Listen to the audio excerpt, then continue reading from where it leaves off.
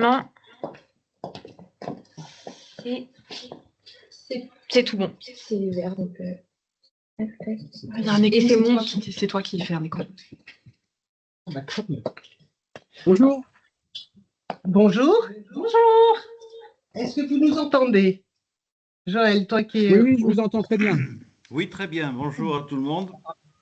Voilà, bonjour. Je suis désolé de ne pas être avec vous aujourd'hui. Aucun souci, je crois que la date n'était pas claire pour tout le monde. D'accord. Est-ce que là... Oh ben c'est super. Elle s'est remise Au naturel. Très bien. C'est bon. Et vous avez un retour, Camille, vous voyez... Retour caméra et son, c'est top. Parfait. Très bien.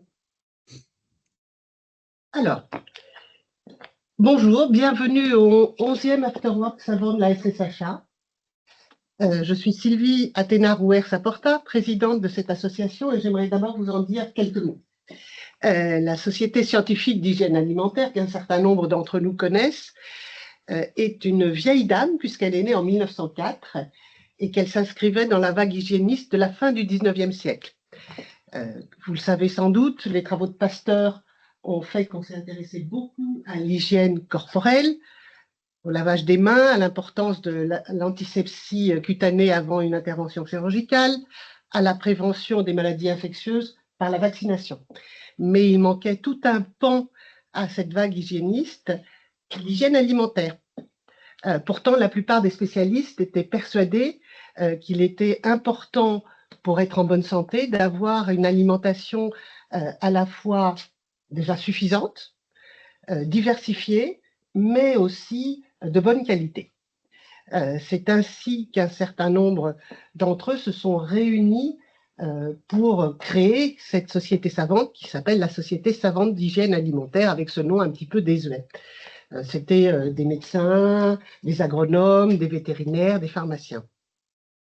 Alors, il faut voir qu'à l'époque, il n'y avait pas de nutrition, on connaissait quasiment rien dans la nutrition, ça n'existait même pas comme une spécialité, et que la recherche, bien sûr, en nutrition, de ce fait, n'existait pas. D'ailleurs, la plupart des grands organismes de recherche que nous connaissons aujourd'hui, l'INSERM, le CNRS et plein d'autres, n'existaient pas non plus. Donc, cette société savante a eu comme thématique principale de développer la recherche sur l'alimentation et de diffuser les connaissances issues de cette recherche au plus grand nombre, que ce soit des scientifiques ou de la population générale. C'est un petit peu dans cette dimension-là que nous nous sommes inscrits quand Joël Cher et moi, nous avons imaginé ces afterworks savants pour continuer finalement à diffuser l'information sur l'alimentation que nous avons en favorisant des thématiques assez pointues sous la forme d'un afterwork savant, c'est-à-dire entre 18 et 19 heures, ouvert à tous. Mais si le sujet est pointu, l'explication doit être accessible à la plupart d'entre nous. C'est dans ce cadre que j'ai beaucoup de joie d'accueillir Laure Soulez-Larivière, qui est, parce que moi je sais, la seule orthophoniste et diététicienne, en tout cas en France. Si quelqu'un en connaît une autre, qu'il me le dise. Et Laure a beaucoup de cordes à son arc. Elle travaille, elle exerce principalement auprès de personnes qui souffrent de troubles de la déglutition, de tout âge, des enfants aux personnes âgées, quelle que soit la raison de ces troubles de la déglutition, que ce soit l'âge, que ce soit des troubles neurologiques, que ce soit des pathologies cancéreuses ou autres. C'est aussi, et c'est important pour notre institut de formation, LISA, une formatrice régulière de notre institut de formation. Mais aujourd'hui, elle va nous parler d'une autre corde de son arc, qui est l'aromathérapie. Et je voulais préciser en effet que pour une fois, et c'est exceptionnel, Joël Cher, le président du conseil scientifique, est en distanciel, mais il est bien là. Je te passe la parole, Laure. Merci beaucoup Sylvie, bonsoir à tous, je suis très heureuse d'être là ce soir et merci à Sylvie, à la SSHA de m'avoir invitée à vous parler d'aromathérapie. Alors juste avant de vous en parler, vous devez vous dire, mais quel est le rapport entre l'aromathérapie et les troubles de la déglutition? Pourquoi cette diététicienne orthophoniste en est venue à s'intéresser à cette question? Eh bien, je vais vous raconter la petite histoire. C'est que, comme l'a très bien dit Sylvie, je travaille auprès de patients souffrant de cancer et que ces patients m'ont beaucoup posé de questions sur l'aromathérapie. Sont venus beaucoup me dire, mais vous qui êtes diététicienne, vous devez connaître les huiles essentielles, vous devriez pouvoir me conseiller, qu'est-ce que je peux prendre, qu'est-ce que je ne peux pas prendre? Et c'est vrai que la question revenait quand même très souvent dans la bouche des patients et c'était une demande qui était très forte et moi je ne savais pas répondre puisque je n'étais pas formée du tout. Donc je me suis dit que pour leur répondre au mieux, j'allais me former à cette question de la phytothérapie et de l'aromathérapie. Et donc j'ai été diplômée de l'université de Paris 13 dans le DU de conseil et information en phytothérapie et aromathérapie. Voilà pourquoi je me suis intéressée à ces questions. Et donc aujourd'hui, je vais vous parler de l'approche critique de l'utilisation des huiles essentielles, notamment dans mon travail de diététicienne. Je ne m'exerce plus en tant qu'orthophoniste. Donc là, je vais vraiment utiliser l'angle diététique pour vous parler, à savoir que donc, je ne suis ni médecin, ni pharmacien, ni biologiste, ni chimiste. Et que donc moi, je travaille dans la clinique, c'est-à-dire auprès des patients. Je ne suis pas dans des laboratoires ou dans de la recherche. Et donc, c'est important pour moi de vous le préciser.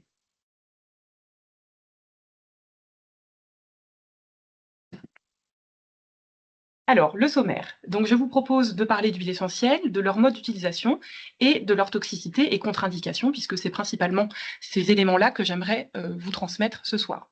Avant de commencer, je voudrais préciser que je n'ai pas de conflit d'intérêt. Je ne travaille pas avec un laboratoire d'huiles essentielles ou de phytothérapie. Je ne suis pas revendeuse non plus d'huiles essentielles. Je n'ai absolument aucun intérêt dans ce genre de vente ou de produits. Donc, c'était important de le préciser avant de commencer. Et je vous propose de commencer tout de suite pour déjà définir ce que c'est qu'une huile essentielle, parce que c'est important de savoir de quoi on parle. Alors, les huiles essentielles, qu'on va abréger HE, et que vous verrez souvent si vous achetez des livres qui parlent de ce sujet, c'est une fraction odorante extraite d'une plante aromatique. Et donc, ça se présente sous forme liquide, à température ambiante. Vous avez dû déjà en voir probablement dans des pharmacies ou même dans des grandes surfaces. Ces huiles essentielles sont obtenues par distillation ou par expression. Notamment, les huiles essentielles de citrus, c'est-à-dire toute la famille des agrumes, sont utilisées par expression du zeste frais. On prend le zeste et on l'écrase et donc on obtient eh bien, ce qu'on trouve dans le zeste que vous pouvez avoir parfois sur les mains quand vous épluchez une clémentine. Parfois, vous avez l'impression d'avoir les mains un petit peu grasses. Eh bien, c'est tout simplement de l'huile essentielle en fait que vous avez extrait vous-même en rompant le zeste. C'est un exemple, voilà, pour vous préciser un petit peu ce que c'est que l'expression, que l'obtention d'huile essentielle par expression, donc qui concerne vraiment les zestes frais. Ces huiles essentielles, elles sont solubles dans l'alcool et dans l'huile végétale, c'est-à-dire qu'on ne les mélange pas dans l'eau. Elles ne se mélangent pas à l'eau. Donc, quand on vous dit, par exemple, on peut prendre un bain aux huiles essentielles en versant des gouttes d'huile essentielle dans le bain, ça doit déjà vous sembler un petit peu bizarre. Donc, c'est pas une pratique qui normalement devrait se faire parce que les huiles essentielles vont flotter à la surface de l'eau. Donc, normalement, on les utilise dans l'alcool et dans l'huile végétale. Voilà, ce sont vraiment les deux principaux supports dans lesquels on va les utiliser. Ces huiles essentielles, ce qu'on peut en dire, c'est qu'elles sont extrêmement concentrées, puisqu'il faut entre 50 à 500 kilos de plantes pour faire un petit flacon. Donc, vous voyez que cette notion de concentration extrême va être très importante dans l'explication des toxicités, puisqu'en fait, c'est tellement concentré qu'on peut évidemment comprendre facilement que des produits très, très concentrés peuvent être potentiellement nocifs pour l'organisme. Donc ça, c'est important de le rappeler. Et puis, ce qu'il faut dire aussi, c'est que dans une seule huile essentielle, vous avez plusieurs substances, vous avez plusieurs molécules aromatiques, et que dans une huile essentielle, vous avez une composition qui est très complexe finalement. Vous avez dans une seule huile plusieurs, par exemple, du linalol, de l'eugénol, du carvacrol, etc., dans la même huile essentielle. Et ça aussi, ça rentre en compte dans la potentielle toxicité de ce produit. C'est qu'il est très concentré, il est complexe, mais on sait qu'aujourd'hui, maintenant les huiles essentielles, ça fait plusieurs siècles qu'elles sont utilisées, elles ont de multiples propriétés thérapeutiques et c'est pour ça qu'elles sont utilisées de plus en plus par les consommateurs, comme vous et moi. Voilà, qui vont se lancer dans l'utilisation de ces produits sans vraiment bien connaître un petit peu les avantages et les inconvénients. Donc je vous propose de creuser le sujet ensemble. Alors, rappelons un petit peu des éléments de contexte réglementaire sur les huiles essentielles qui sont énormément utilisées, mais il n'y a pas de cadre réglementaire concernant leur vente. Et comme vous avez pu le remarquer, on peut les trouver dans plein d'endroits. On peut les trouver évidemment dans les pharmacies. Ça, c'est là peut-être où on voit plus d'espèces comment dire, de stands ou d'étagères vraiment consacrées à faire de l'huile essentielle. On peut en voir vraiment beaucoup dans les pharmacies.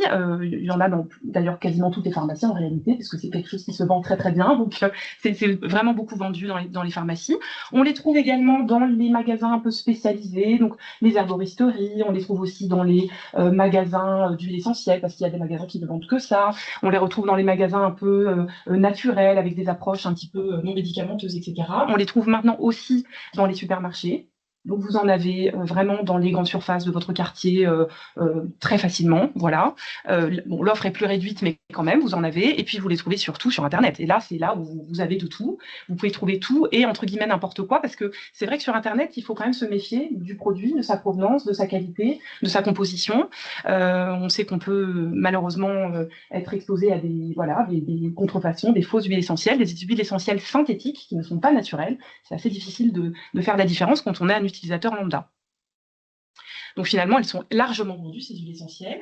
Et puis certaines d'entre elles, il y a une petite liste très, très précise qui n'est vendue que par des pharmaciens, délivrée que par des pharmaciens, puisque ce sont des huiles essentielles à haut risque en termes d'utilisation, elles sont assez toxiques. Donc ces huiles essentielles-là font l'objet vraiment d'une liste particulière qui n'est pas vendue en vente libre.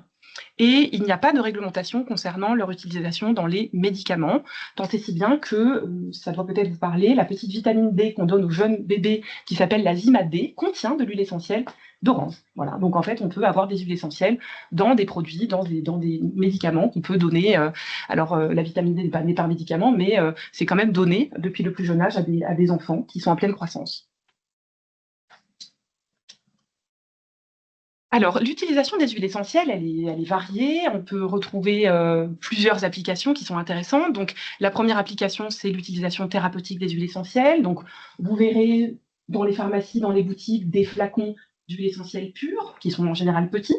Mais vous trouverez également des gélules à base d'huile essentielle, vous trouverez des crèmes, vous trouverez des sprays, vous trouvez, là je suis allée faire un tour sur les sites internet pour voir ce qu'il y avait de récent. J'ai trouvé des sprays pour le nez, j'ai trouvé des crèmes, des baumes pectoraux pour les enfants. Voilà, j'ai trouvé plein de choses très intéressantes. Donc, à plein d'applications, que ce soit par voie cutanée, par voie orale, par voie respiratoire. Il y a beaucoup de modes d'administration de ces huiles essentielles à des fins thérapeutiques. Donc, ça peut être à des fins, par exemple, de respiratoire pour améliorer tout ce qui est le rhume, etc.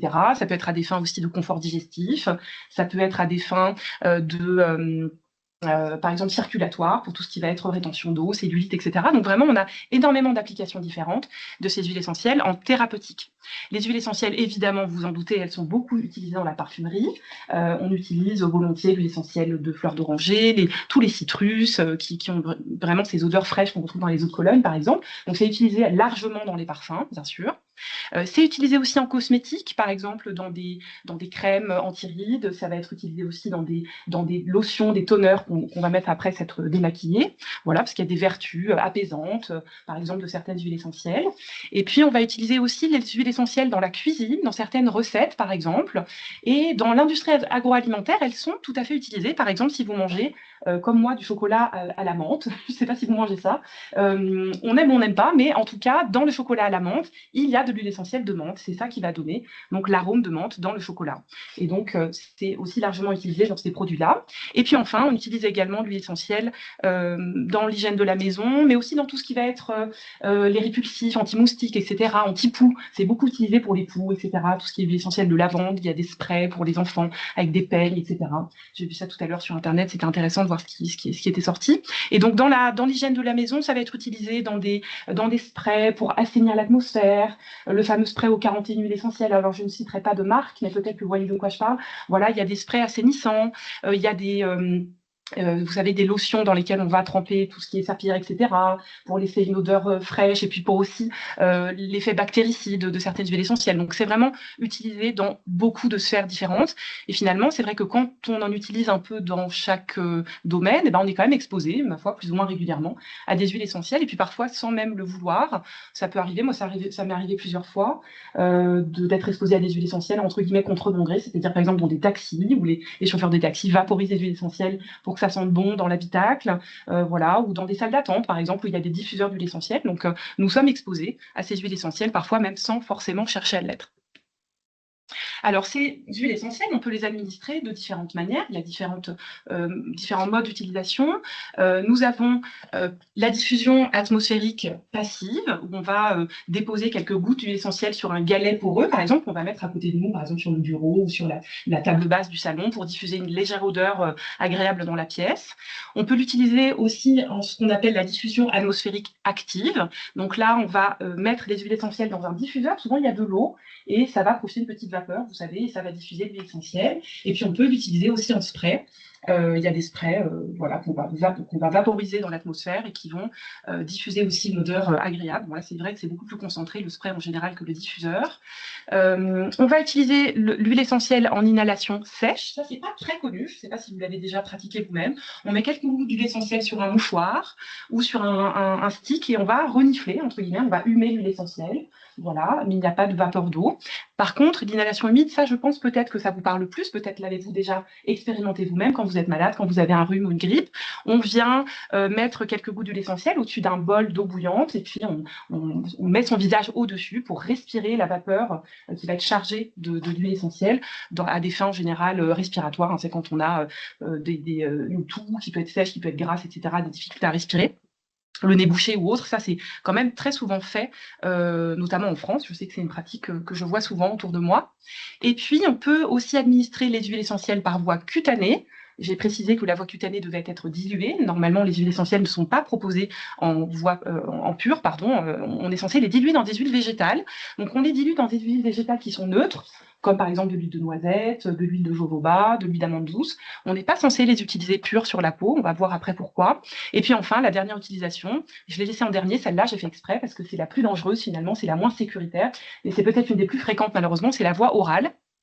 Malheureusement, les gens boivent, entre guillemets, des huiles essentielles fréquemment. Ils prennent ça sous la langue, ils se boivent 2-3 gouttes d'huile essentielle comme ça, directement au flacon. Ou alors, parfois, ils le mettent sur un petit morceau de sucre ou c'est un petit morceau de pain. Et puis, parfois, on l'a aussi dans des gélules, hein, dans des magasins, dans des pharmacies, on peut retrouver des gélules qui renferment des huiles essentielles. On va voir que ces modes d'utilisation n'ont pas toutes le même effet, bien sûr. Certaines sont fortement déconseillées, comme la voie orale. Pourtant, elle est énormément pratiquée. Il y a des modes plus sécuritaires que d'autres. Mais c'est vrai que, bien sûr, la voie orale, vous avalez de l'huile essentielle pure, bah, vous avez une concentration dans le sang qui est très rapide et qui est très forte. C'est tellement fait d'ailleurs, cette prise orale d'huile essentielle qu'on a quand même remarqué lors de ces 15 dernières années, en tout cas entre 2000 et 2015. Je n'ai pas trouvé de chiffres plus récents, mais je pense que ça ne tardera pas à sortir, qu'entre 2000 et 2015, donc on a quand même fortement augmenté le nombre d'intoxications avec les huiles essentielles. Et ce sont des intoxications pour la plupart par voie orale, voilà, qui est vraiment le mode d'administration le plus risqué. Donc, vous voyez, 18 intoxications répertoriées en 2000, et puis en 2015, 141, donc quasiment x10. Donc là, nous sommes en 2026, je pense que le chiffre a très probablement fortement augmenté depuis 2015. Voilà, ça reste quand même des substances, les huiles essentielles, qui font malheureusement l'objet d'intoxications qui ne sont pas du tout sans risque. Nous allons voir plus tard lesquelles. Et alors, comment c'est possible de s'intoxiquer avec des huiles essentielles? Comment ça se passe? Eh bien, il peut y avoir des erreurs de plantes, bien sûr. Par exemple, on va vouloir prendre quelques gouttes d'huile essentielle de citron et puis on va se tromper de flacon. Si on fait ça avec de l'amande poivrée ou de la sauge sclarée, c'est pas du tout la même histoire après sur le risque neurologique. Il y a un risque de convulsion, etc. Il y a des erreurs de conditionnement. Alors là, ça, c'est vraiment fréquent avec, vous savez, les petits flacons justement de vitamine D. La vitamine D pour les enfants, ayant tout petit flacon en verre, et c'est vraiment tout à fait similaire en termes de conditionnement. Et donc, ça peut arriver malheureusement que certains parents se trompent en ne regardant pas bien le flacon. Tous les petits flacons sont dans la même boîte ou dans le même petit panier qui est à disposition, et les parents vont ouvrir le mauvais petit flacon et vont malheureusement donner de l'huile essentielle au lieu de la vitamine D qui se prend par voie orale d'ailleurs. Donc, c'est pour ça qu'on a ce risque d'intoxication par voie orale. Donc, malheureusement, ça peut arriver. Et puis c'est écrit en tout petit. Je ne sais pas si vous avez déjà vu un flacon d'huile essentielle, c'est quand même écrit en tout petit, donc il faut avoir des bons yeux. Il faut être quand même assez concentré quand on regarde l'étiquette. Il y a aussi des accidents domestiques, bien sûr, avec des enfants qui vont ouvrir le flacon et vouloir boire exactement comme ils pourraient le faire avec n'importe quel flacon qui les intrigue. Il y a également des expositions comment dire, accidentelles par accident professionnel aussi, dans des usines, des ateliers qui fabriquent des huiles essentielles, malheureusement, ça peut arriver aussi. Il peut y avoir des surdosages accidentels, ça c'est fréquent, des gens qui vont se dire c'est marqué là de prendre une goutte, bon, je vais en prendre 10, parce que comme c'est naturel, ça peut pas me faire de mal, et puis ce sera peut-être plus efficace, voilà. Et donc ils vont prendre 10 gouttes, et là ça peut être assez dramatique. Et puis malheureusement, nous avons aussi répertorié dans la littérature des cas de tentatives de suicide par ingestion d'huile essentielle, malheureusement, avec des personnes qui vont avaler des litres d'huile essentielle afin de mettre fin à leur jour. Donc c'est terrible, mais ça arrive aussi, et on le voit, on l'a vu dans certains cas, dans certains articles intéressants de la littérature scientifique. Alors, que disent les institutions, les sociétés savantes, tous les garants de la santé publique qui nous alertent sur le sujet? Alors l'ANSES notamment dit que quand on veut utiliser des huiles essentielles, il faut quand même faire attention, avoir une précaution d'emploi, et que de base, de manière générale, et ça c'est très important de retenir, les huiles essentielles sont déconseillées chez les enfants, notamment les enfants de moins de 7 ans. Les huiles essentielles sont déconseillées chez les femmes enceintes, chez les femmes allaitantes, chez les personnes âgées, les personnes atteintes de pathologies chroniques. Alors, quand vous allez regarder un petit peu dans les pharmacies ou sur Internet, dans des grandes marques qui vendent des huiles essentielles, vous avez quand même des formules pour les jeunes enfants. Vous avez des formules pour les femmes allaitantes. Vous avez des formules pour les femmes enceintes, ce qui est extrêmement questionnant puisque c'est quand même déconseillé par l'ANSES.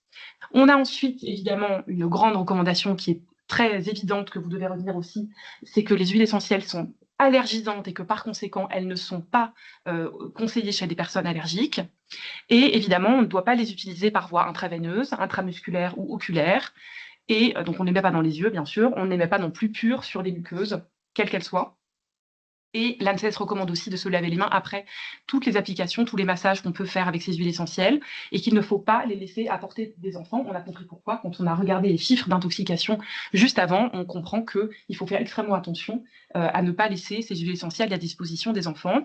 Et l'ANSES dit enfin que l'utilisation, le recours des huiles essentielles nécessite quand même un conseil d'un professionnel de santé qui a été formé, et que, aussi très important à retenir, il faut les utiliser sur une courte période. Ça, c'est très important. Et malheureusement, moi, je le vois en tant que diététicienne avec des patients. J'ai des patients qui prennent des huiles essentielles tous les jours pendant des années, ce qui n'est absolument pas recommandé du tout, notamment parce que certaines huiles essentielles qui ne sont pas bio contiennent des pesticides, des résidus de pesticides. Et donc, on peut se poser la question de l'exposition répétée à ces substances-là sur la santé. Alors, la DGCCRF, de son côté, que nous dit-elle? Eh bien, elle nous alerte sur le risque de toxicité des huiles essentielles et elle nous rappelle qu'il y a tout un tas d'huiles essentielles qui sont quand même pourvoyeuses d'effets secondaires et qui sont quand même indésirables. Donc, les diapos sont un peu longs, donc je ne vais peut-être pas tout lire sur la diapositive, je vous laisse regarder, mais on sait qu'elles sont allergisantes, tout autant qu'elles sont, d'accord? Donc là, il n'y a pas de précision, elles sont toutes allergisantes.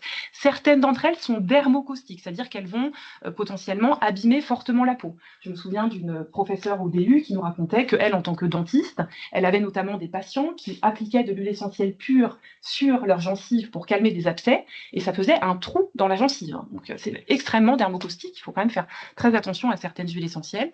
Donc on a quelques exemples ici, l'écorce de cannelle, l'huile essentielle de bergamote, de gingembre, par exemple, le fameux clou de girofle, qui est utilisé souvent par les dentistes, et autres. On a également des huiles essentielles qui sont photosensibilisantes, c'est-à-dire qu'après application sur la peau ou après ingestion, il y a un risque vraiment de photosensibilisation lors de l'exposition au soleil. Donc elles sont assez simples à retenir parce que ce sont finalement quasiment toutes les huiles essentielles agrumes. Donc vous voyez bergamote, citron, orange, pamplemousse. Il y a aussi le fenouil qui est là et qui est photosensibilisant. Donc il faut faire aussi attention avec l'exposition au soleil.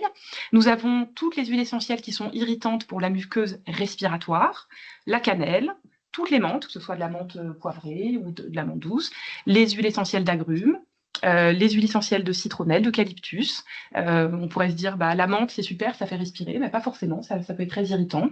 On a les huiles essentielles irritantes pour le tube digestif, l'huile essentielle de cannelle, de clou de girofle, l'estragon, l'origan vert, par exemple, voilà.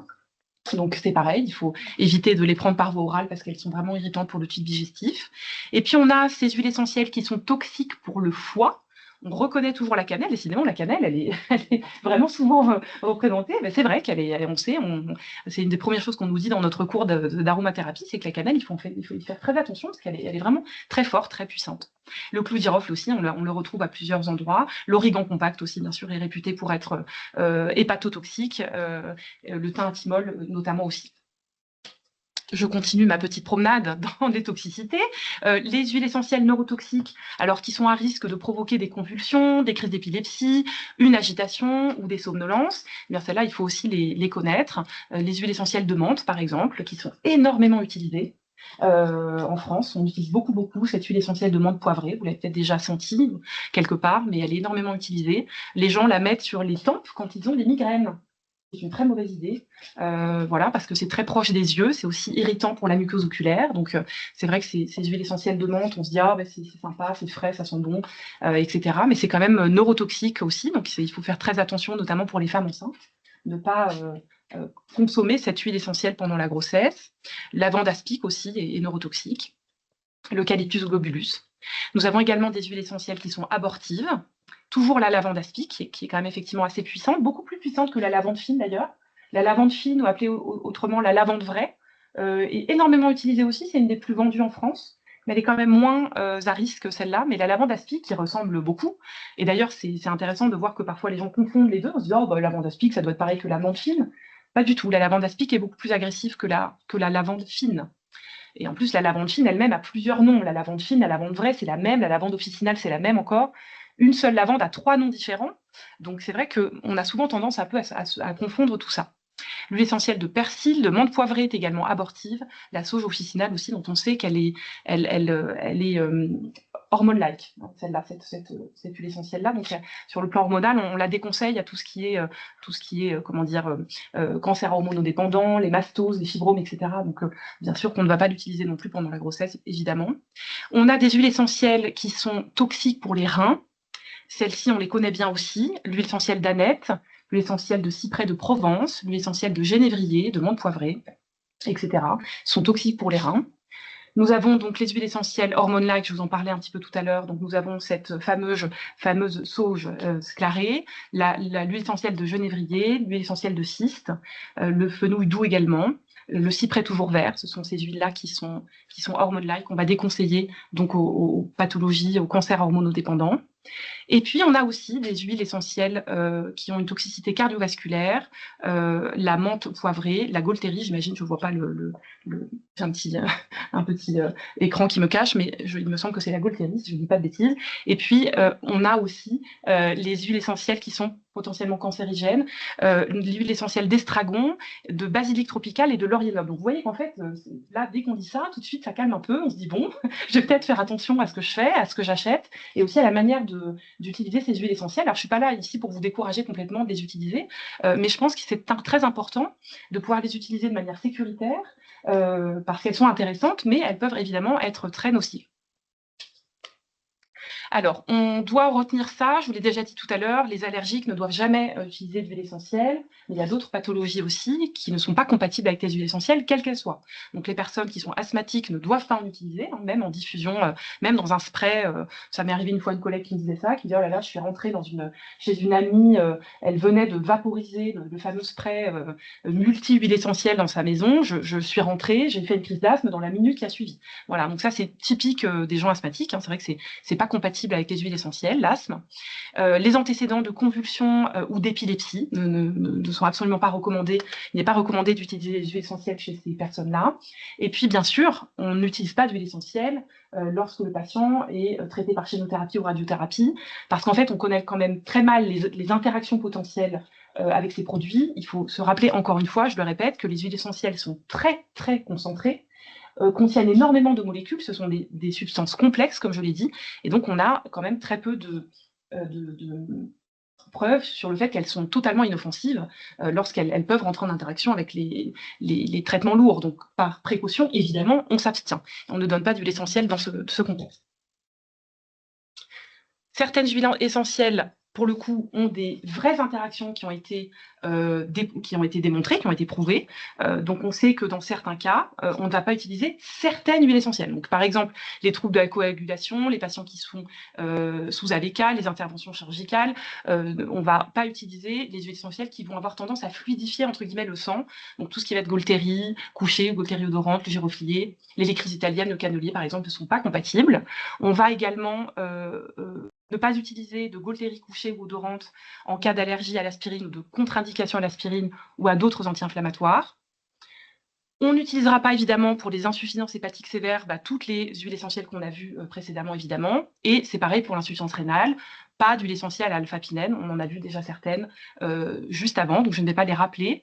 Et puis dans le cas du diabète, quel que soit le type de diabète, on ne va pas utiliser de cannelier, d'essentiel de cannelier, de ceylan ou de Chine. On sait que la cannelle a quand même une interaction avec potentiellement les traitements, qu'elle joue un rôle sur la glycémie. Donc, par mesure de précaution, les huiles essentielles étant très concentrées, on va vraiment ne pas les utiliser chez les patients diabétiques. Et puis, pour les patientes ou les patients, surtout les patientes qui ont des cancers hormonodépendants ou des antécédents familiaux, on ne va pas utiliser toutes les huiles essentielles hormone-like dont on a parlé précédemment. Donc, vous voyez que dans certains cas, c'est vraiment pas possible du tout d'en utiliser certaines. Et c'est important de les connaître. Alors nous, en diététique, on utilise principalement les huiles essentielles de manière extrêmement précautionneuse, de manière très contrôlée, de manière très temporaire, et bien sûr sous supervision de quelqu'un qui est bien formé aux huiles essentielles. Et donc, on va les utiliser principalement, ces huiles essentielles, dans 3 domaines. Dans le domaine du stress, on va pouvoir utiliser par exemple des inhalations sèches. Donc moi j'aime bien utiliser cette voie-là, notamment avec des patients qui ont des pathologies chroniques, qui se sentent stressés, etc. C'est ce qui est très fréquent quand même dans mon métier. Donc là on peut utiliser par exemple de temps à autre, de manière occasionnelle, une inhalation sèche. Donc inhalation sèche, pour vous rappeler ce que c'est qu'on va déposer 2-3 gouttes d'huile essentielle sur un mouchoir et on va prendre le temps de respirer à fond par le nez le mouchoir pour avoir ces effets bénéfiques. Mais vous voyez que c'est quand même un mode d'utilisation qui est très sécuritaire. Il n'y a pas d'ingestion, il n'y a même pas d'application cutanée. C'est vrai que l'application cutanée peut représenter parfois un peu plus de risques. Donc, dans tout ce qui est stress, tout ce qui est un peu l'anxiété, etc., ça peut être intéressant d'utiliser ces huiles essentielles comme outil, mais ponctuellement. Voilà. L'idée n'est pas que la personne sniffe son huile essentielle toute la journée, évidemment, parce que sinon, après, on se demande si ça sert à quelque chose. Et puis, bien sûr, le stress n'est bien d'accord là-dessus, sur le fait que ce n'est pas miraculeux de renifler des huiles essentielles. Il faut aussi avoir cette humilité-là, se dire que, évidemment, le stress, il est multifactoriel. Ce serait trop facile de le calmer seulement avec une goutte de lavandine, par exemple. Donc, on sait bien sûr qu'on a d'autres approches complémentaires qui sont très intéressantes. Et donc, gardons évidemment l'esprit ouvert sur une approche globale de notre patient. On va utiliser aussi les huiles essentielles dans le cas de nausées. Voilà, parce que moi je rencontre beaucoup de patients qui ont des nausées dans plusieurs contextes différents. Souvent ils ont des nausées parce qu'ils ont des troubles digestifs ou alors certains traitements leur donnent la nausée, etc. Là c'est pareil, on peut utiliser de l'inhalation sèche aussi, par exemple sur des huiles essentielles de citron, d'écorce de zeste de citron, pardon, qu'on va inhaler aussi, qu'on va respirer, pardon, attention à pas utiliser un mauvais mot. Donc on va respirer donc cette odeur d'huile essentielle de citron dans un mouchoir. Ou alors l'huile essentielle de gingembre aussi, qui marche très bien, voilà. Donc évidemment, on va faire tester le patient. On va lui dire, voilà, on propose, est-ce que ça vous intéresse? Il y a des patients qui ne sont pas du tout olfactifs, ça ne les intéresse pas les odeurs. Ils n'aiment pas, ça les dégoûte, ils sont hypersensibles. Tout le monde n'aime pas sentir des parfums. Peut-être que vous avez peut-être déjà vécu, vous, ou autour de vous, il y a des gens qui sont très sensibles aux odeurs, qui adorent sentir des choses, puis il y en a que ça ne les intéresse pas. On va faire des propositions, moi c'est ce que je fais avec mes patients, je fais des propositions sur les nausées par exemple, je vais dire, voilà, est-ce que ça vous intéresse? Est-ce que je peux vous faire sentir les deux? Et vous me dites lequel vous parle le plus. Certains patients adorent l'odeur du citron, c'est une odeur très fraîche, et certains détestent parce que ça fait penser à l'alimentation. Donc ça les écœure, quoi. Ça peut faire penser d'ailleurs à un bonbon au citron, l'huile essentielle de citron, si vous avez l'occasion de la sentir. Elle a un côté gourmand, elle a un côté même sucré, ce qui est étonnant, mais ça sent un peu le bonbon au citron. Donc il y a des gens qui disent ah non, ça je peux pas, ça m'écoeure, ça sent le bonbon au citron. Et le gingembre, finalement, qui sent pas tellement gingembre, l'essentiel de gingembre, elle est tellement concentrée qu'elle a une odeur encore très différente. Parfois ça marche mieux que l'essentiel de citron parce que les patients préfèrent cette odeur-là. Donc ça dépend des gens, il n'y a pas de de jugement à avoir, évidemment. On fait des propositions et les patients, après, choisissent ce qu'ils veulent. Et puis, dans les douleurs intestinales, alors là, on pourra, alors vraiment, il faut s'assurer qu'il n'y a pas de contre-indication. Il faut s'assurer que le médecin est d'accord. De toute façon, l'accord du médecin, dans tous les cas, est indispensable. Et moi, je ne travaille jamais sans supervision médicale, évidemment. Mais dans les douleurs intestinales, on peut travailler plutôt sur des massages. Alors là, ça va être pas de la respiration d'huile essentielle, mais ce sera plus le fait de se masser le ventre avec une huile essentielle vraiment très diluée, bien sûr, dans une huile végétale, et d'avoir des massages pour calmer tout ce qui va être spasme, etc. Donc, par exemple, la lavande fine, elle est très intéressante. Donc, vous avez vu qu'elle est pas très risquée, la lavande fine. Elle contient quand même très peu de contre-indications, celle-là, voire pas du tout. Et donc, on va l'utiliser, par exemple, une goutte de lavande fine dans une cuillère à café d'huile de jojoba, par exemple. Moi, j'aime bien l'huile de jojoba parce qu'elle n'est pas grasse. C'est une huile sèche, comme on dit, donc elle ne fait pas des taches, etc. Donc, on prend une cuillère à café d'huile de jojoba, on va mettre une seule goutte de lavande. J'insiste sur la quantité. Vous avez compris qu'il ne fallait pas dépasser les doses. Et puis, on arrive à avoir une huile essentielle de lavande qui est bien diluée dans cette huile de jojoba. Et on peut avoir en massage abdominal un effet spasmolytique qui est très intéressant. Mais encore une fois, ce n'est qu'un outil. Ça n'est pas forcément le remède à tous les maux, ce n'est pas forcément miraculeux, ça va dépendre des patients, certains sont plus sensibles que d'autres, et donc on va faire cette proposition, évidemment, et puis on va voir si ça fonctionne, ce que ça donne, et puis on va évidemment inciter le patient à l'utiliser de manière ponctuelle. Encore une fois, il ne doit pas passer sa journée à se mettre de l'huile essentielle sur le ventre, etc. L'idée, c'est de l'utiliser avec parcimonie, bien sûr. Donc, ce que je veux que vous reteniez de cette petite intervention rapide sur les huiles essentielles, c'est que ce sont des produits qui sont concentrés, qui sont puissants. Ce n'est pas parce qu'elles sont naturelles qu'elles sont inoffensives. Elles sont extrêmement concentrées, extrêmement complexes. Hein, donc, il faut vraiment les utiliser avec parcimonie et avec raison. Et que, bien sûr, vous l'avez compris, une utilisation inadaptée peut exposer à des conséquences qui sont graves, malheureusement, des crises d'épilepsie, ce genre de choses, des convulsions. Donc, il faut vraiment faire extrêmement attention avec les huiles essentielles. Donc, pour recourir aux huiles essentielles, il faut avoir des connaissances en aromathérapie scientifique. Donc, il faut aussi se méfier de la qualité des formations qui sont diffusées, notamment sur Internet, la qualité de l'information. Il y a énormément de sites Internet sur les huiles essentielles en accès libre, etc. Mais il faut vérifier que ces éléments sont scientifiques, qui ont été quand même validés par des études ou des personnes qui connaissent vraiment bien le sujet. Et puis, il faut toujours l'autorisation du médecin et du pharmacien. Moi, je n'agis jamais sans autorisation du médecin, ça c'est sûr. Et puis, une approche est forcément personnalisée parce que ce qui va marcher sur quelqu'un ne marchera pas sur quelqu'un d'autre. Et puis, si vous avez deux patients qui viennent vous voir pour des douleurs intestinales et s'il y en a un des deux qui a des problèmes rénaux, hépatiques, etc., vous savez que chez celui-là, vous n'allez pas utiliser forcément les mêmes huiles essentielles que chez votre autre patient qui n'aura pas ces antécédents. Et il faut vraiment utiliser les huiles essentielles avec précaution. Donc, ce que je veux dire, en fait, c'est que c'est pas inintéressant du tout, les huiles essentielles, mais qu'il faut vraiment faire attention à comment on les utilise et puis aussi sensibiliser les patients au fait que ce n'est pas parce que c'est naturel que c'est inoffensif et ce n'est pas parce que c'est sans ordonnance et en vente libre sur Internet et dans le supermarché du coin qu'on peut les utiliser en dépassant les doses, etc. et en faisant un peu n'importe quoi. Donc voilà, restons, ne pas nuire, hein, c'est quand même quelque chose qu'on doit retenir, évidemment, ne pas nuire et puis informer nos patients, c'est quelque chose qui va être quand même absolument primordial quand on s'intéresse aux huiles essentielles. Je vous ai mis quelques ressources et recommandations, donc un livre qui est très documenté scientifiquement, qui est le Grand Guide des huiles essentielles, et puis après d'autres documents que vous pouvez trouver très facilement sur Internet, en accès libre, évidemment. Donc, toutes les prises de position de l'ANSES, de la DGCCRF, etc. Et voilà, j'en ai terminé.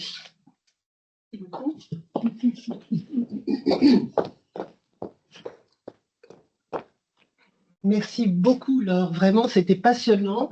Et on avait envie que ça ne s'arrête pas, tellement c'était passionnant. J'aurais quelques questions, bien sûr, mais peut-être puis-je donner la parole à Joël, si tu as quelque chose à Oui. à dire. Merci Laurent pour cette présentation. Hein, qui est très intéressante sur les inconvénients des huiles essentielles, parce qu'on parle toujours que des avantages, mais rarement de ce qu'il ne faut pas faire. Moi, j'avais quelques questions, mais donc sur le chocolat, parce qu'en fait, moi aussi, je mange du chocolat à la menthe. Et dans le chocolat à la menthe, moi, j'ai des petites particules vertes. Alors, je me demandais si c'était donc un artefact ou si on mettait des petites choses vertes, ou alors si c'était vraiment des huiles essentielles ou alors quelque chose qui ressemblait à des huiles essentielles. Et puis, comme vous aviez dit que les huiles essentielles, il ne fallait pas les consommer, donc comment est-ce qu'on les met dans le chocolat? Puisque donc il ne faut pas consommer les huiles essentielles, mais on en met dans le chocolat avec le goût menthe. Alors, comment est-ce que l'on fait? Joël, je vous rassure, je suis une grande consommatrice de chocolat à la menthe. Je vous Oui, oui, rassure vraiment. Voilà, je j'ai vous bien rassure compris. complètement là-dessus. Alors, pour répondre à pour répondre à votre question, l'huile essentielle, donc elle se mélange dans tout ce qui est huileux, dans tout ce qui est lipidique. Donc, on sait que le chocolat, c'est du chocolat noir notamment que vous, Oui, j'imagine, oui, hein, tout dans à la fait, oui, oui. voilà, C'est c'est du vrai ça. chocolat. C'est le même que moi, donc tout va bien. Je maîtrise le sujet. Donc effectivement, l'huile essentielle, elle est mélangée dans le chocolat fondu parce qu'elle va se lier en fait avec la fraction lipidique du chocolat. On sait que le chocolat, c'est un produit qui est très gras, qui est très très très riche en lipides. Donc Oui, c'est pour ça que l'huile essentielle va se mélanger très facilement avec. Et normalement, il n'y a pas de morceaux entre guillemets dans l'huile essentielle de chocolat parce que ça s'est mélangé avec le chocolat. Donc c'est comme un chocolat qui va être aromatisé en fait à l'huile essentielle parce que ça s'est bien mélangé. Alors, tout ce qui est les petits grains verts, c'est peut-être des morceaux de feuilles de menthe qui sont là pour faire joli et peut-être pour égayer ou pour renforcer le côté menthe et pour satisfaire plus le consommateur. C'est peut-être à des fins plutôt marketing ou organoleptique ou je ne sais quoi. Voilà, je pense que c'est plutôt pour ça, mais en tout cas, les morceaux verts ne sont pas des morceaux entre guillemets d'huile essentielle, qui est vraiment oui. fondu et mélangé dans le chocolat. Et alors, j'ai dit qu'il fallait faire attention avec l'huile essentielle de menthe poivrée, mais je vous rassure, Joël, sur le fait que la quantité, le pourcentage est extrêmement faible. Oui, Très, très, très, j'imagine très bien. faible. C'est-à-dire que, voilà, vous avez très, très peu. Alors, j'ai pas évidemment la quantité, mais dans du chocolat, après, ça dépend la quantité de chocolat que vous mangez dans la journée. Mais j'imagine que vous ne mangez pas non plus des kilos de chocolat. Et donc, si vous mangez 3-4 carrés, vous avez quand même à la fin une quantité d'huile essentielle de menthe qui est infime, parce que c'est tellement fort, c'est tellement puissant qu'on en met un tout petit peu. Donc, je vous rassure là-dessus. Oui. Non, en termes de consommation, en fait, c'est la Je tablette voudrais, dans la soirée, mais après, je peux être 3 mois sans en manger. Alors, ça va. Donc, en fait, Alors, ça va. c'est pas régulier, mais c'est tout d'un coup. Alors, c'est pas grave. En diététique, on dit ça. On dit que je voudrais me permettre c'est d'intervenir important de. sur le chocolat. Alors, pardon. Laissez terminer peut-être Laure, et donc on vous donne la parole tout de suite. Je me permets Justement. juste de terminer sur Oui, oui. sur la remarque de Joël qui disait qu'il mangeait une tablette et puis parfois après il n'y a plus rien pendant 3 mois. En fait, en diététique, nous, ça nous inquiète pas du tout ce genre de choses. Voilà, au contraire, c'est même très rassurant parce que j'ai envie de dire c'est presque normal. Finalement, beaucoup de gens font ça. Ce qui serait embêtant, c'est d'avoir une consommation excessive entre guillemets, vraiment très très très régulière tout le temps, mais avoir un moment où on a envie de faire la tablette et puis après ne plus en consommer. Finalement, quand on lisse entre guillemets sur l'année, vous avez une consommation, quand on fait la moyenne sur l'année, qu'on lisse votre consommation de chocolat, finalement, elle n'est pas si importante que ça. Non, non. Moi, je vois qu'il y a Isabelle qui a Oui, une Isabelle. question. Voilà, oui, bonjour Isabelle, à oui. tous. Bonjour à Bonjour. tous. Je voudrais compléter ce qui a été dit sur le chocolat aromatisé, parce que précisément, il se trouve que à propos de la menthe, comme d'autres plantes, il existe bel et bien en alimentaire une réglementation qui va concerner tous les extraits, notamment les huiles essentielles. Et en l'occurrence, il y a un certain nombre de plantes qui sont considérées. On raisonne par rapport aux principes actifs. La réglementation parle de substances indésirables, toxiques. Alors, bien sûr, ça va concerner les cyanures, ça va concerner la coumarine pour l'huile essentielle de cannelle dont il a été question. Et puis, pour revenir à la menthe, menthofurane et pulégone. Et là, en fait, je vais rejoindre complètement ce qui a été dit par Laure. Il y a eu des études de consommation et on a centré les limites, comme on le fait sur les pesticides, sur les contributeurs majeurs à l'exposition. Ce qui veut dire que pour les huiles essentielles de menthe, les limites concernent par exemple les chewing-gums à la menthe, où là il y a une consommation beaucoup plus importante, à la fois en dose et puis certainement en volume. Il y a aussi ce qu'on appelle les micro-confiseries. Comprenez les cachous, les tic-tac, les petites confiseries concentrées.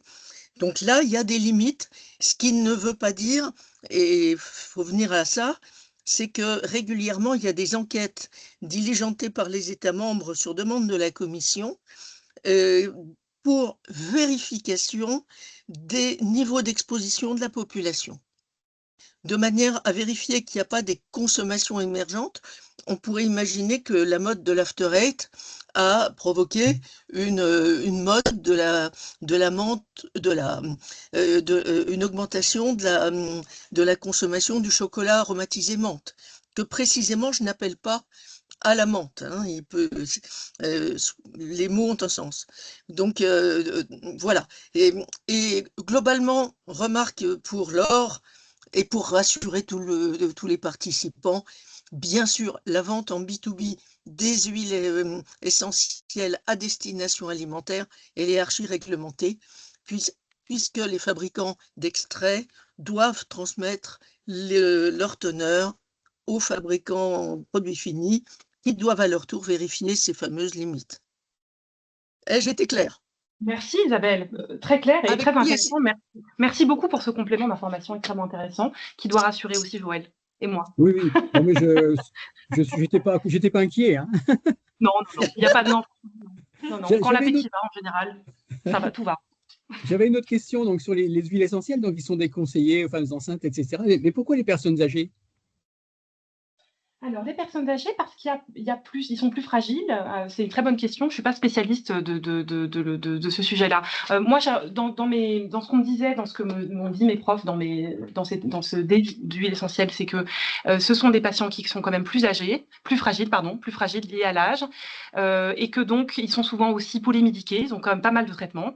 Ils ont des statines, ils ont plein de trucs, voilà, des antidiabétiques oraux, etc. Et que avec la multiplicité de ces traitements, avec leur fragilité, avec le fait aussi qu'ils sont très souvent sarcopéniques, il faut quand même utiliser les huiles essentielles avec beaucoup de précautions. D'ailleurs, ils ne sont pas très demandeurs. Mes sujets âgés ne sont pas tellement demandeurs d'huile essentielle. C'est intéressant de savoir qui me fait la demande. Ce sont plutôt des femmes jeunes. Donc, c'est rarement des personnes âgées. Et on nous a dit aussi quelque chose que je trouve intéressant, c'est que dans l'arsenal thérapeutique de tout ce qui est phytothérapie, on a autre chose que vous connaissez peut-être qui s'appelle les hydrolats. Les eaux florales, les hydrolats de rose, etc., voilà, de fleurs d'oranger, etc. Et que finalement, les hydrolats, il y a des fractions très infimes d'huile essentielle à l'intérieur. Il y a 0,01%, par exemple, d'huile essentielle dans un hydrolat, donc c'est extrêmement faiblement concentré. Et donc, c'est intéressant d'utiliser des hydrolats, évidemment toujours avec parcimonie, mais par exemple chez les bébés ou chez les personnes âgées. C'est ce qu'on appelle l'aromathérapie de la personne âgée, c'est l'hydrolathérapie finalement. C'est plus indiqué pour ces personnes-là qui sont fragiles. Oui, d'accord. Oui. Je vois qu'Isabelle a de Puis-je me nouveau permettre Oui. un petit complément, si je peux me permettre? Bien sûr. J'ai des collègues qui travaillent à l'éveil ou à la stimulation aromatique de patients atteints de dégénérescence cérébrale avec d'excellents résultats. Oui, tout à fait, mais je pense qu'il faut faire attention à tout ce qui est par voie orale. Et je pense que là, ça doit être sans doute par voie olfactive, Ah oui, probablement. là, c'est uniquement olfaction. Voilà. C'est ça. La voie olfactive, de toute façon, est la plus sécuritaire, surtout l'inhalation sèche. Là, elle peut tout à fait être utilisée avec des personnes âgées, bien sûr, sans aucun problème. La voie orale est vraiment, vraiment contre-indiquée. C'est celle-là qu'on va vraiment le plus déconseiller chez les personnes âgées.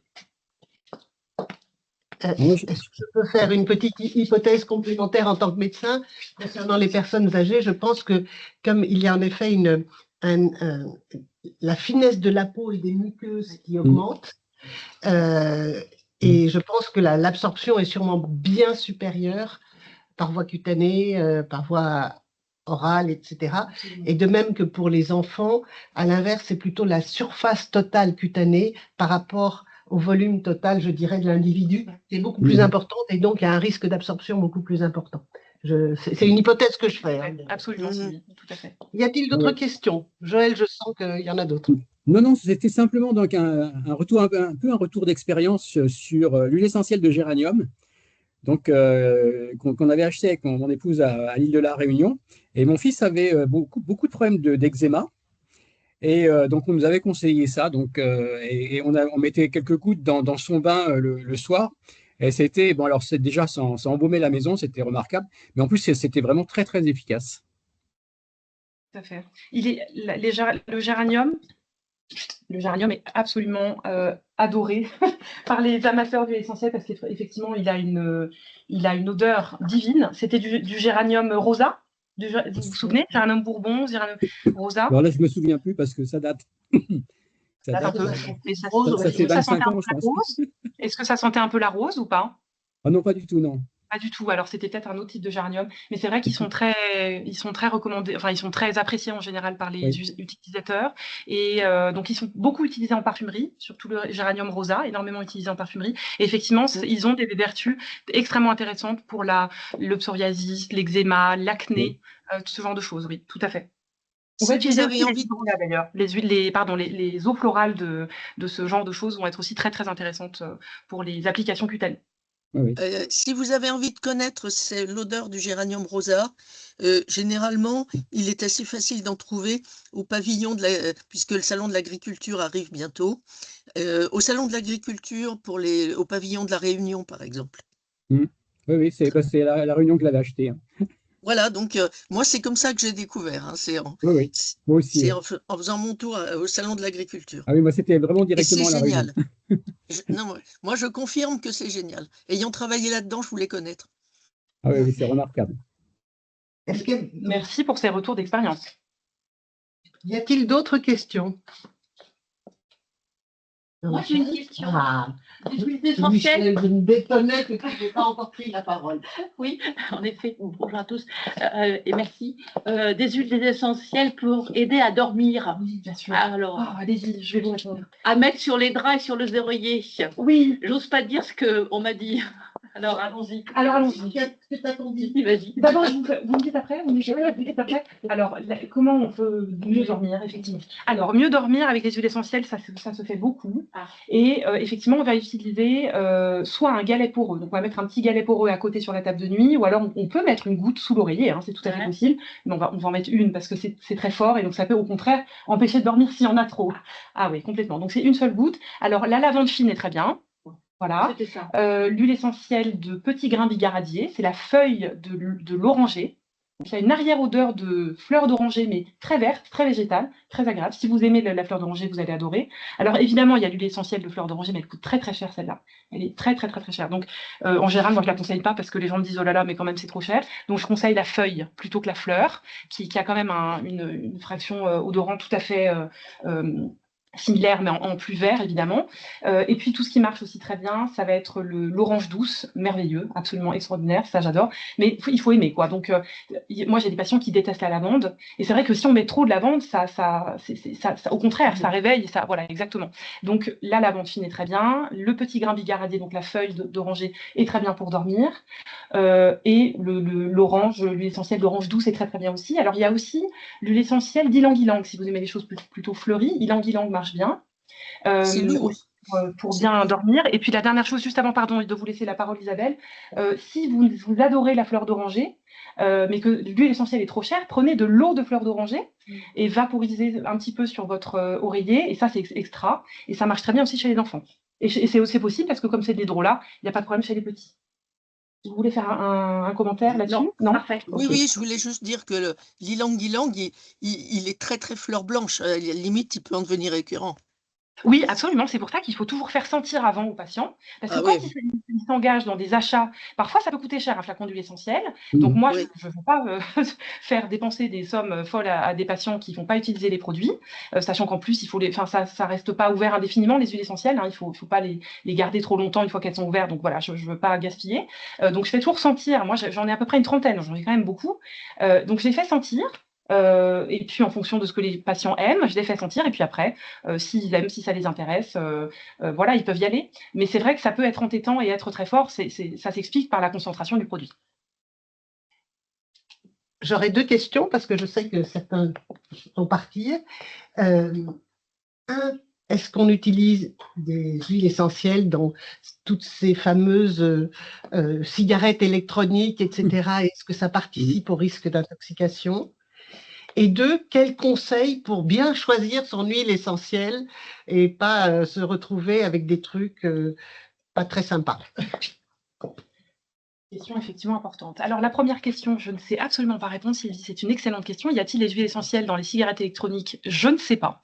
Et si quelqu'un sait dans la salle, n'hésitez pas à nous le dire. Isabelle. Je ne suis pas spécialiste des tabacs parce que la réglementation est vraiment en silo entre l'alimentaire, la cosmétique, la directive des produits du tabac. Toutefois, j'ai des collaborateurs qui ont travaillé le sujet. et la réglementation des arômes qui prévoit quand même un certain nombre de garde-fous, on l'a dit, à propos des huiles essentielles, notamment usage des produits cancérigènes, interdiction des cancérigènes, va s'appliquer à minima avec d'autres exigences. Par exemple, aucun produit toxique toxique respiratoire ne sera autorisé. Voilà en 4 mots le peu que je peux savoir sur le sujet. On fonctionne actuellement, les fabricants de cigarettes électroniques fonctionnent sur une norme qui repose à la fois sur la réglementation alimentaire et des dispositions alimentaires volontaires d'exclusion des toxiques respiratoires. Merci beaucoup Isabelle pour cette précision extrêmement intéressante. Merci beaucoup. Et je termine avec ta deuxième question, Sylvie, qui était comment choisir une bonne huile essentielle, qui est une question absolument centrale, absolument fondamentale. Donc merci de l'avoir posée parce que je pense que ça intéresse tout le monde. Alors, il faut déjà une huile essentielle où ce soit écrit sur le flacon ou la boîte, huile essentielle 100% pure et naturelle. Déjà, c'est déjà pas mal. Prenez des notes, absolument. Huile essentielle 100% pure et naturelle. Ça, c'est la première chose.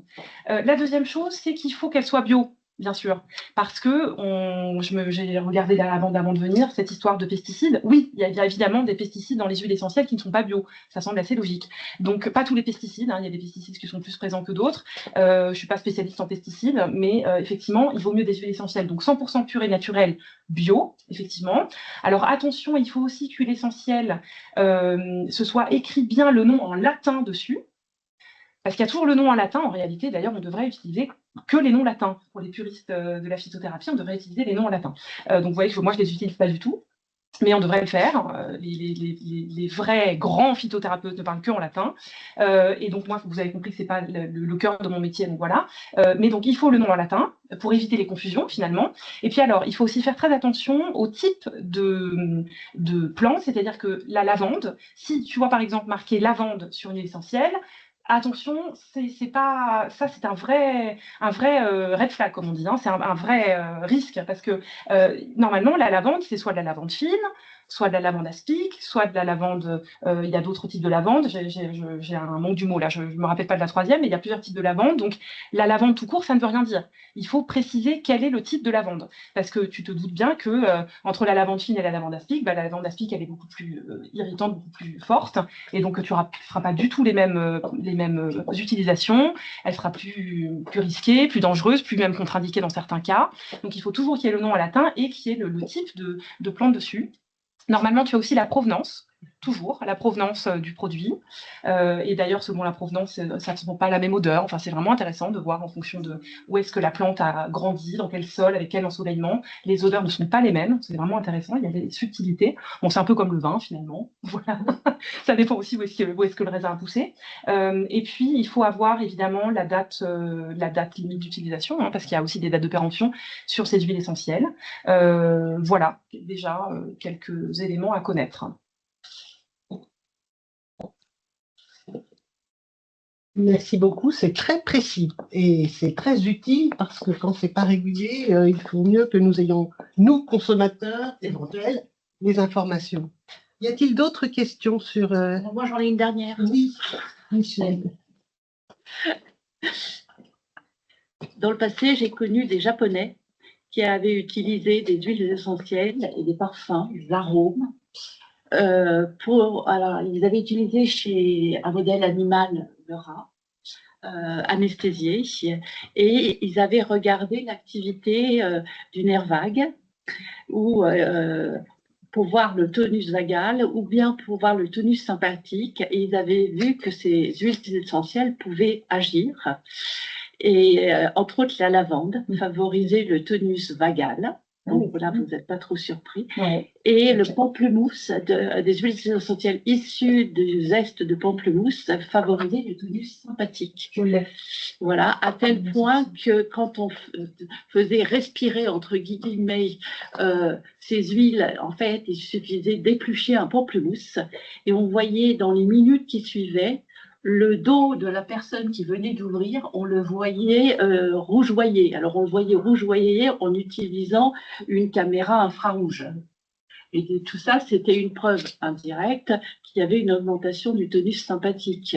Donc, tout ça, c'est pour illustrer qu'en effet, ces huiles essentielles, si on cherche à étudier les mécanismes, on voit que, entre autres, ça peut agir sur l'équilibre sympathique-parasympathique, ce qui n'est quand même pas rien. Tout à fait. Voilà. Et je voulais, alors ça, les travaux, je les avais connus il y a plus de 20 ans. Est-ce que vous savez si en France maintenant ou en Europe, ce type d'expérience se poursuit? Alors, il y a un document qui est très intéressant que je vous ai mis ici, Aromathérapie scientifique, préconisation pour la pratique. Pardon, excuse-moi Sylvie. Donc, je vous ai mis un document là, le deuxième qui est ici sur ma diapositive, Aromathérapie scientifique, préconisation pour la pratique clinique, l'enseignement et la recherche, consensus d'experts destinés aux professionnels de santé et aux décideurs exerçant dans le milieu de soins. Et en fait, ce document est très intéressant parce qu'on va vous répertorier tous les types de pathologies psychiatriques, etc., les soins palliatifs, etc. Et dans chaque, on va dire, domaine de la médecine, on va vous conseiller, déconseiller, on va vous expliquer quelles études ont été faites, etc. Et celui-là, vous le trouvez en accès. Il date de 2018, il est relativement récent, entre guillemets, il n'est pas si récent que ça, mais il n'est quand même pas si vieux. Et donc, il est vraiment très intéressant. C'est un gros document qui fait 100 ou 200 pages, je ne me souviens plus, mais il est en accès libre sur Internet. Si vous ne le trouvez pas, je vous l'envoie avec grand plaisir, il n'y a aucun problème. Et il est vraiment extrêmement intéressant, celui-là. Ça va vous plaire. Et je l'ai, l'huile essentielle de pamplemousse, si vous voulez vous faire un petit sniff, je vous la fais. Non, je n'ai pas envie d'avoir trop chaud, là. C'est vrai qu'elle est très agréable. Enfin, moi, j'aime beaucoup cette huile essentielle-là. Et nous, on nous disait aussi dans nos études de phytothérapie que sentir des odeurs d'huile essentielle de pamplemousse ou de citron, ça avait un effet dynamisant. Et quand vous avez un petit coup de barre après le déjeuner au cours d'aromathérapie, où on avait un peu le nez qui vient dans notre prof nous disait, sortez votre petite huile essentielle de pamplemousse ou de citron, faites un petit sniff et ça va vous revigorer. Et ça marchait très bien, d'ailleurs. Mieux que le café, alors. Ouais. Ça y est. Je crois avoir ressorti ce que vous cherchiez à propos de la lavande. C'est pas simplement le lavandin grosso. Oui, c'est ça, grosso. Abrial. Lavandin abrial, lavandin grosso, c'est ça. Merci beaucoup, Isabelle. Merci. Avec plaisir. Il faut qu'on fasse connaissance. Je crois qu'il faut qu'on fasse connaissance, nous. Hein. Ah oui, formidable. Merci pour tout. La prochaine fois, venez en présentiel. Ouais, là, j'avais autre chose avant, je suis désolée, mais ça aurait été avec plaisir. J'imagine, c'est un petit c'est un joke. Oui, Joël. D'ailleurs, on pourrait donner la date du prochain, qu'on soit tous d'accord sur la date. Du prochain Afterwork, absolument. Mais voilà, c'est le 12 mai. Voilà, on va la redonner. Je voulais juste remercier de nouveau Laure s'il n'y a pas d'autres interventions ici. Merci je voulais beaucoup, aussi préciser. Merci beaucoup. Merci, c'était passionnant. Je voulais préciser que nous avons au sein de l'ISA une formation beaucoup plus longue sur l'aromathérapie. Et donc, elle est ouverte aux professionnels de santé. Mais voilà. Et puis, en effet, je redis ce que vient de dire Joël, c'est-à-dire que notre prochain Afterwork Savant est le 12 mai. La thématique est à suivre. Peut-être que ce sera autour du lait. Mais, oui, on avait deux possibilités. Il y a Philippe, je vois que Philippe est en visio également, qui avait une proposition, mais je ne me souviens plus du thème. Et puis, donc, l'autre possibilité, donc il faut que je le contacte, c'est Frédéric Cocheron, qui était au dernier Afterwork, hein, pour écouter donc Muriel Jacot, et donc ça serait sur les minéraux dans le lait. Oui, Joël, donc ma prochaine présentation en Afterwork sera sur les vins à faible taux d'alcool. Voilà, c'est ce qu'on me semblait bien, voilà, que c'était ça. Passionnant, très intéressant. Donc, voilà, donc ça sera, alors, je ne sais plus la date, c'est au mois de mai. Oui, on avait dit que en fait, c'était fonction de Frédéric. Donc, il y avait le 12 mai, oui, on avait fixé éventuellement l'autre. Ah, mais l'autre n'était peut-être pas là, je crois, Philippe. Je crois que c'est en octobre. Moi, j'ai noté le 20 mai pour ma part, mais je ne pourrais pas avant. Hein, donc, parce que moi, j'avais... Ça ne peut être que le 20 mai ou plus tard, hein, s'il y a quelqu'un qui préfère cette date-là. Hein, voilà. Mais je ne pourrais pas avant le 20 mai. Hein. D'accord. Parce que ce que je vais faire, je vais proposer déjà la date du 12 mai à Frédéric Gaucheron. Et puis, si ça ne colle pas, on voit une date ensemble avec Sylvie. Oui, parce que s'il y a déjà un afterwork le 12 mai, on va peut-être pas en refaire un le 20 mai, je ne sais pas. Non, non, non, non, non, non, non, ça pourrait pas être le 20 mai, non, non. Oui. Mais je crois Bon, qu'on bah, avait, on avait, je crois qu'on avait deux dates. Moi j'avais noté le 12 et le 19, mais le 19 c'est le prix Longsin. oui, ah oui, oui, c'est bien sûr, ça ne peut pas coller. Oui. Mais J'en profite pour saluer Isabelle et puis bien sûr Sylvie, en étant désolé de ne pas pouvoir venir en présentiel aujourd'hui. Et puis merci à notre conférencière, hein, Laure, merci, bravo. C'est un sujet que je ne connaissais pas du tout. C'est très instructif. J'aurais juste une petite question, si c'est pas trop tard. Quel est le regard des médecins ou de la médecine en général sur cette science, sur cette discipline? Parce que bon, on va tous chez le médecin pour des petits bobos, des rhumes, notamment. Là, je sors de 3 semaines de très gros rhumes. Et je suis ressorti de chez le généraliste avec une liste à n'en plus finir de médicaments. Alors, qui n'ont d'ailleurs pas eu d'effet parce que ça s'est terminé tout seul. Alors, c'est vrai qu'on connaît autour de soi des tas de personnes qui ne se soignent qu'avec de l'aromathérapie et ils ne jurent que par ça. Ils ont arrêté tout autre type de médicaments. Alors, j'imagine bien sûr que ça doit pas soigner tous les bobos, hein. Si on a un cancer, c'est peut-être pas par là qu'il faut commencer pour se soigner, mais bon. Mais je connais plein de gens qui refusent systématiquement tous les médicaments, alors pour des X raisons, hein, pour pas enrichir les labos pharmaceutiques, et ils ne veulent se soigner que par les plantes. Alors effectivement, les plantes, c'est vaste, hein, parce que les huiles essentielles, c'est à manier avec très grande précaution, si j'ai bien retenu la leçon de ce soir, hein, voilà. En tout cas, un grand bravo, ça ouvre l'esprit à plein de champs intéressants. Merci beaucoup pour votre question. Elle est tout à fait intéressante parce que certains médecins sont fermement opposés à l'utilisation des huiles essentielles en disant que nous n'avons pas de recommandation de bonne pratique sur notamment la dose. On ne sait pas à partir de combien de millilitres par kilo ou etc. on peut être nocif. Et donc, en fait, finalement, on tâtonne un peu, on utilise ça un petit peu à l'aveugle quand même, hein, parce qu'il n'y a pas de choses qui sont vraiment fermement recommandées en termes de dose par kilo, par exemple. Ce qu'on peut avoir sur des traitements médicamenteux. Certains médecins vont utiliser de tant de millilitres par kilo, etc. On n'a pas ça dans les huiles essentielles. Donc finalement, on tâtonne un petit peu, on ne sait pas trop où on va. Et puis on n'a pas tous la même manière de réagir à ça. Donc certains médecins sont extrêmement critiques en disant attention, on n'a pas de recommandation de bonne pratique, c'est pas écrit dans le Vidal par exemple, hein, les doses à utiliser, etc.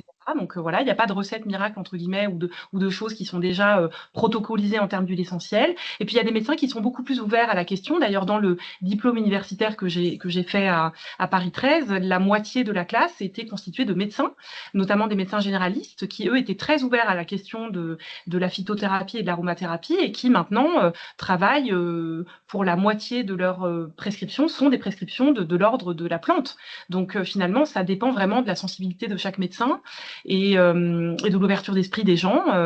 Et en fait, il faut retenir que bien sûr l'aromathérapie peut provoquer des toxicités, mais je veux dire les traitements aussi. Un traitement, par exemple, le Doliprane, on peut l'acheter en pharmacie sans ordonnance. Si vous en prenez trop, vous avez quand même une insuffisance hépatique très grave, potentiellement fatale. Donc finalement, quand on reste sur ce prisme-là, tout est à utiliser avec parcimonie, avec précaution. Oui, mais merci pour cette précision, c'est encourageant. Et est-ce que vous pensez qu'à terme, les deux pourront se rejoindre, c'est-à-dire que dans le cursus de médecine, tous les médecins seront formés à l'aromathérapie, alors que dans le même temps, on a vu que pour l'homéopathie, c'est même plus remboursé par la Sécu, quoi. Donc, oui. L'homéopathie, on a reculé, entre guillemets, c'est vrai, oui. C'est vrai. Alors, l'aromathérapie, je ne sais pas, c'est une très bonne question. C'est vrai que de plus en plus de pharmaciens sont formés. Dans leurs études, ils ont quand même pas mal de formations sur les plantes, sur la phytothérapie. Mais ça dépend des écoles, c'est ce que j'ai compris, que finalement, c'est pas très fixe d'une école à l'autre. Il y a certaines écoles, par exemple, on vous apprend en pharmacie à reconnaître les champignons vénéneux. Oui. Si un patient arrive à la pharmacie avec un champignon, vous êtes capable de pouvoir lui dire en tant que pharmacien, vous pouvez le manger ou non, vous ne pouvez pas. Mais j'ai appris que tous les pharmaciens n'étaient pas formés finalement, en fait. Hein, ça dépend des écoles. Il y en a qui ne veulent pas, hein. Il y en a qui ne veulent pas parce qu'ils ne se sentent pas à l'aise avec ça, ils ne veulent pas avoir un mort sur la conscience. Sur le plan déontologique, on peut évidemment se questionner sur... Mais c'est sûr que la pharmacie, à l'origine, hein, c'était que des plantes. Hein. Tout à fait. Ça, tout vient de là, en fait. Et je pense que nos ancêtres en savaient beaucoup plus que l'homme moderne. Hein. Complètement, et on a perdu perdu probablement un savoir Ouais. très précieux à ce niveau-là. On l'a perdu. Et puis là, j'ai l'impression qu'il y a un regain quand même pour l'intérêt autour des plantes, pas forcément des huiles essentielles, mais même des décoctions, des choses comme ça, des tisanes, etc. Donc des extraits, des choses comme ça, des teintures mères et autres. Donc il y a quand même un regain d'intérêt et de plus en plus quand même d'études sur le sujet. Donc peut-être que ce n'est pas impossible qu'un jour on arrive à se rejoindre sur la question et qu'on arrête de dire que l'un s'oppose à l'autre. En fait, moi, je trouve que ces manières d'opposer les choses sont toujours très questionnables, en fait. Hein. Finalement, ça peut être peut-être une aide supplémentaire ou un soutien supplémentaire et que l'un n'empêche pas l'autre. Oui, au début de votre exposé, vous parlez d'inhalation. Moi, je me souviens que quand j'étais enfant, ma grand-mère nous faisait inhaler dans de l'eau bouillante des huiles essentielles. Je me souviens plus ce que c'était. On mettait un drap au-dessus de la tête pour pas que ça sorte dans l'atmosphère. Donc, et ça nous soignait très bien les rhumes. Ça existe toujours. Hein. Pour citer le nom, mais il y en a d'autres. Ça s'appelle le calyptol inhalant, entre autres. Et dedans, en effet, il y a des huiles essentielles d'eucalyptus, de thym, de je ne sais plus quoi d'autre. Et ça existe toujours en pharmacie. Ce n'est pas remboursé, mais ça existe et c'est vendu en pharmacie. Alors, je ne sais pas si ça fait partie des huiles essentielles qui sont uniquement vendues en pharmacie. Mais en tout cas, et c'est toujours utilisé comme adjuvant dans toutes les infections ORL. Complètement. D'autres questions? Donc, en pratique, si j'ai bien compris, nous avons 2 thématiques en attente pour le prochain Afterwork. Peut-être que nous pourrions faire un Afterwork intermédiaire parce que nous sommes en janvier et que le prochain est prévu en mai. On le mettra très vite sur le site, en tout cas. La décision est qu'on informe le plus rapidement possible sur le site à partir du moment de la SSHA, à partir du moment où l'orateur est OK. Et ensuite, bien sûr, on mettra le résumé, tout cela. Sylvie, si tu peux m'envoyer par messagerie les possibilités que tu as. Oui, bien sûr. Hein, je dirais en mars, début mars. Mais je crois que ce serait bien. Hein, Mars, oui. Donc, si tu pouvais me donner tes possibilités en mars, comme ça, je pourrais proposer aussi à Frédéric cette date-là. Je pourrais lui proposer 3 dates, la date du mois de mai. Je crois qu'on avait aussi fixé le 15 ou le 22 septembre. Oui, je vais regarder. Donc, voilà, et si j'ai également une date en mars, je veux bien, sachant que le prochain, il y aura également un conseil scientifique. Absolument, en mai. Voilà, absolument. Sauf si c'est en mars. Bien. Merci 1000 fois encore, Laure. Merci au présent. Sachez qu'il y aura un replay d'ici une semaine, je pense. Et à très bientôt. Merci beaucoup. Et puis donc, merci à vous tous pour boire le pot de l'amitié. Au revoir. À très bientôt. Au revoir. À bientôt. Au revoir. Merci. Au revoir.